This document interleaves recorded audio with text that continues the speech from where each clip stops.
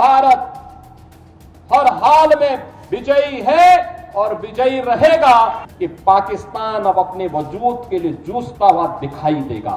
आज आप देख रहे होंगे किस रूप में अलग थलग पड़ा पाकिस्तान आज दुनिया के सामने कराहता हुआ नजर आ रहा है। तो एक और भारतीय सेना पाकिस्तान के छक्के छुड़ा रही है, पाकिस्तानी ड्रोनों और मिसाइलों को मार गिरा रही है। तो वहीं कल रात जिस तरह से पाकिस्तान से स्ट्राइक की कोशिश की गई और उसके बाद भारत ने जो उसका हाल किया, मानो मामला पहुंच गया युद्ध के मुहाने पर। अब आने वाले कुछ घंटे बेहद अहम हैं। अमेरिका से लेकर रूस, ब्रिटेन तक की निगाहें भारत और पाकिस्तान पर टिकी हैं। तो कराहते पाकिस्तान के मौजूदा हालात को लेकर सीएम योगी ने बड़ा ऐलान कर दिया। ऐलान युद्ध के हालात में बड़े फैसले लेने का। कैसे फैसले, वो हम आपको जरूर बताएंगे। कि पहले ही जान लीजिए कि कल रात सरहद का जो हाल था उसको देखते हुए यूपी में भी भारी पुलिस फोर्स उतार दी गई। यूपी के सभी 7 एयरबेस पर हाई अलर्ट है। हवाई पट्टियों पर सुरक्षा बलों को उतारा गया।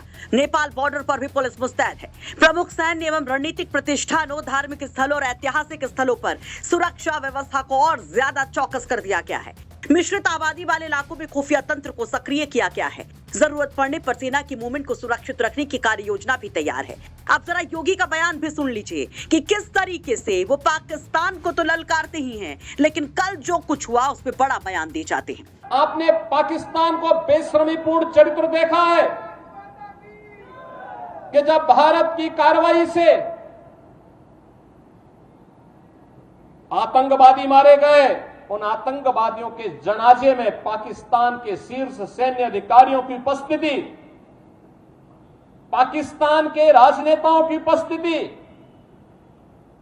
दुनिया की आंखों को खोलने वाला होना चाहिए कि पाकिस्तान आतंकवाद को प्रश्रय ही नहीं देता बल्कि आतंकी गतिविधियों में सीधे सीधे लिप्त है। और उसकी संलिप्तता इस बात को दिखाती है कि पाकिस्तान अब अपने वजूद के लिए जूझता हुआ दिखाई देगा। 22 अप्रैल को जो शरारत पाकिस्तानी आतंकवादियों ने पहलगांव में हमारे पर्यटकों के साथ किया था, जिस प्रकार की बर्बरतापूर्ण और शरारतपूर्ण कार्रवाई की थी, उस आतंकी कृत्य की हर भारतवासी ने निंदा ही नहीं की थी बल्कि पाकिस्तान को सबक सिखाने की भी ठानी थी। और प्रधानमंत्री मोदी जी का जो संकल्प था, हमारे बहादुर जवानों ने, तीनों सेनाओं ने पाकिस्तान को उसका करारा जवाब देकर के आज आप देख रहे होंगे किस रूप में अलग थलग पड़ा पाकिस्तान आज दुनिया के सामने कराहता हुआ नजर आ रहा है। तो भी अपनी सेनाओं के मनोबल को भी बढ़ाना है, सुरक्षा बलों के साथ भी खड़ा होना है, साथ साथ किसी भी उस शरारतपूर्ण कार्रवाई को जो सुरक्षा में सेंध लगाती हो उसको बेनकाब भी करना है।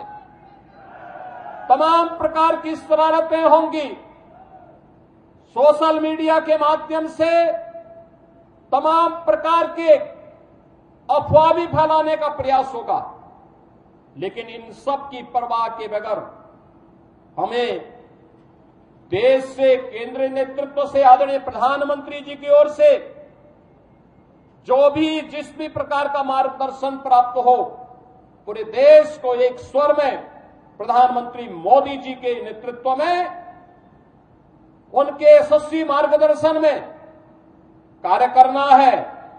भारत हर हाल में विजयी है और विजयी रहेगा, इसमें कोई संदेह नहीं होना चाहिए।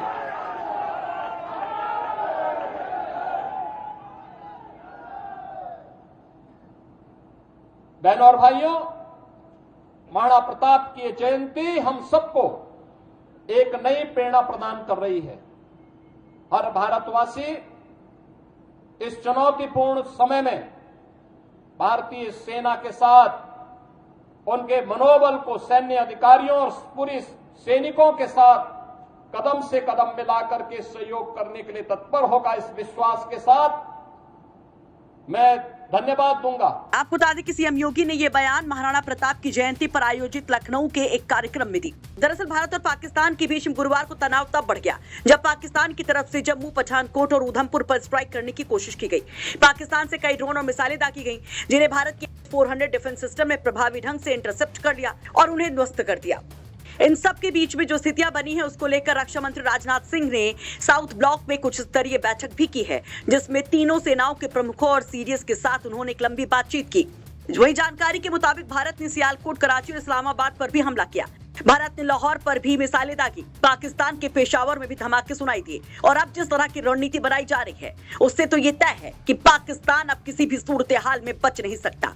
हालांकि रह रह करके वो बॉर्डर एरिया में जैसे पुंछ और उरी जैसे इलाकों में सीज फायर का उल्लंघन कर रहा है, गोलीबारी कर रहा है। वहीं पश्चिमी राजस्थान में भी उसके कई संदिग्ध ड्रोन, एरियल डिवाइसेस नजर आई हैं, जिससे सेना ध्वस्त कर देती है। ब्यूरो रिपोर्ट, यूपी तक।